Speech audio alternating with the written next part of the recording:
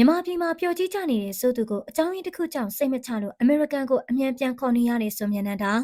မြန်မာနိုင်ငံမှာအလယ်လုံးကကဲနေတဲ့ခင်မွန်းတဲ့ဆိုသူကိုစိတ်မချနိုင်လို့ပြန်ခေါ်နေရတာကဆိုမြန်နန္ဒာပါမြန်မာနိုင်ငံရဲ့တခေတ်တကားကအဆိုတော်ထိတ်တန်းရုပ်ရှင်မင်းသားဆိုသူဟာသူ့ရဲ့ပထမဆုံးအိမ်တောင်နဲ့ကွာရှင်ဟာ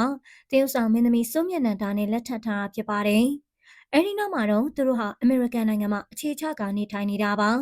ဒါပေမဲ့ခုလက်တလုံးမှာတော့စိုးသူဟာစိုးမျက်နှာသားကိုအမေရိကန်မှာထားကရန်ကုန်ကိုပြန်လာနေတာဖြစ်ပါတယ်။အခုတော့စိုးသူဟာမြန်မာပြည်မှာအနုပညာအလုပ်တွေများစွာလုပ်ကိုင်နေရတာဖြစ်ပါတယ်။အခုဆိုစိုးသူဟာဝမ်မန်ရှိုးလုပ်ဖို့ပြင်ဆင်နေတာပါ။စိုးသူဟာတက်ကြီးနေပေမဲ့ဂီတနဲ့ပတ်သက်လာရင်တော်တော်လေးယူသွတ်တာကြောင့်စင်ပေါ်မှာခုံပေါက်နေလို့စိုးမျက်နှာသားကအရန်မကဲဘူးအမေရိကန်မှာရန်အေးနေလို့အမြန်ပြန်လာဖို့လို့ပြောလာတာဖြစ်ပါတယ်။ဒါပေမဲ့ပြည်သက်တွေကတော့စွန့်မျက်နှာတာအနေနဲ့သူမဟာဆိုသူကိုမြန်မာပြည်လာဆင်လက်ထပ်ခဲ့တယ်လို့မြန်မာပြည်ရောက်နေတဲ့ဆိုသူကိုစိတ်မချနိုင်လို့အမြန်ပြန်ခေါ်နေတာဖြစ်မယ်လို့ထင်ကြေးပေးနေကြပါတယ်။